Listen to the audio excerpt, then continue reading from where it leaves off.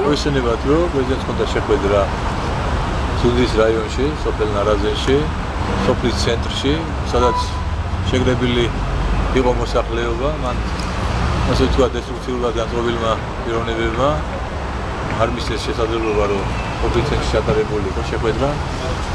ამის შემდეგ გადავწყვიტეთ, რომ ერთ-ერთ ოჯახში, ნარაზენში ცენტრში შეგრებილი ყავით. პრეზიდენტი იმყოფებოდა, დაელაპარაკა ხალხს, მოისმინა მათი პრობლემები.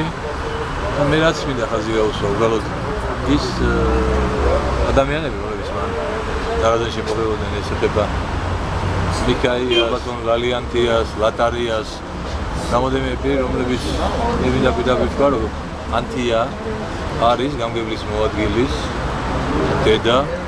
მაშინ ამიხსნა ხელისუფლებამ, თუ არ ერევა ამისთანა ბინძურ აქციებში, ამ შემთხვევაში გამგებლის დედას გასაგები ჰქონდა მამა. რატო გამოირჩეოდა დესტრუქციული მოქმედებებით. მე მინდა თქვა, რომ ზოგადად ხუმრობით, რა თქმა უნდა, რაც ამ ადამიანებმა დაიწყეს, ასე ვთქვათ, კვერცხის შეძენა ზუგდიდის ბაზარში, როგორც მეუბნებიან, გაძვირდა.